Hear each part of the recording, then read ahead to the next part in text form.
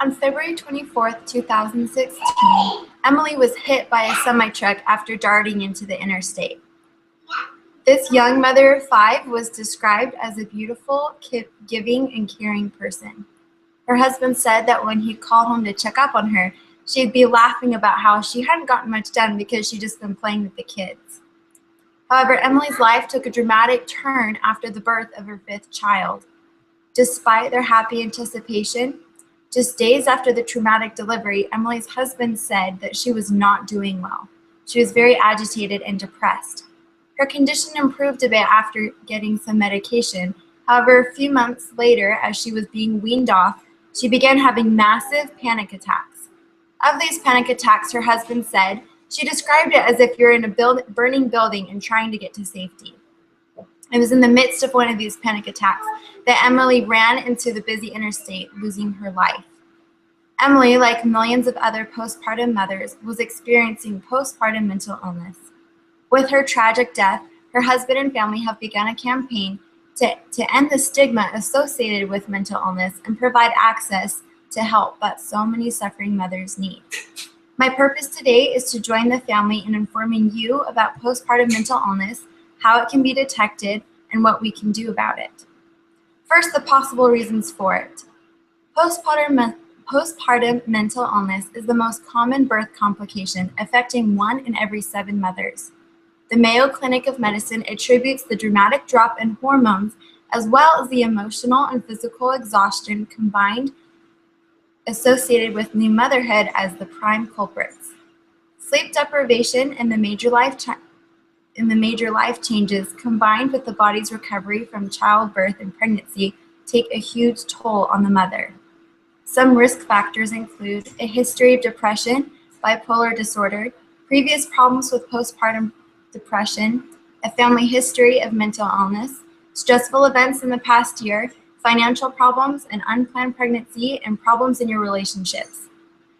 So how can postpartum mental illness be detected?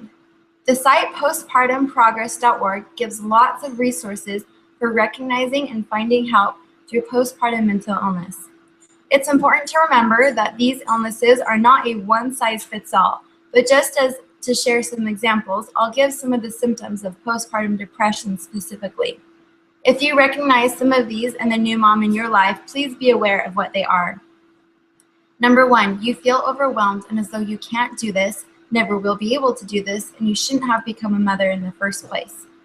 Number 2, you feel guilty about your feelings. Number 3, you don't feel bonded to your baby. You feel nothing, emptiness and numbness.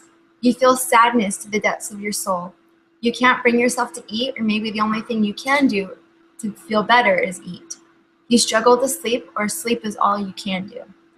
You can't concentrate or focus. You feel like you're in a fog. You feel disconnected and strangely apart from everything. You have thoughts of running away or finding a way out of this misery.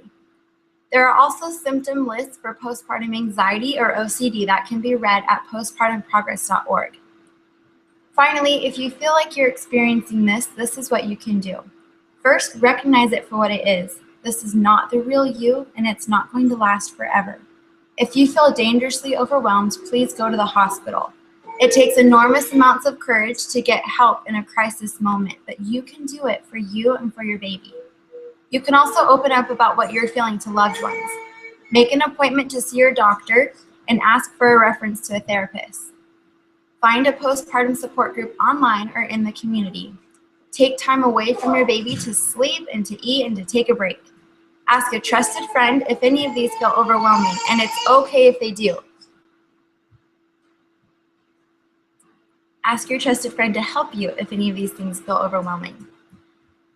Above all else, know that you're not alone. Just like it takes time to recover from the chicken pox or the stomach flu, it takes time to recover from a mental illness. So let yourself be served and know that you are not alone. Reach out and just ask people for help. You are loved, needed, and cherished by your child, and the best thing you can do for your family is get help. In conclusion, remember that postpartum mental illness is a very real thing. Just like with Emily, it affects millions of women every year, and it just saddens my heart that that's the case, and I think that there's a lot we can do to help these mothers. Whether it's you, your wife, or your friend, recognize the symptoms of postpartum mental illness and lend a hand. The work associated with building and birthing a baby takes a lot out of mothers, and we need to be understanding and helpful. I hope this information has been helpful to you and will assist you in caring for the new mothers in your life. Thank you.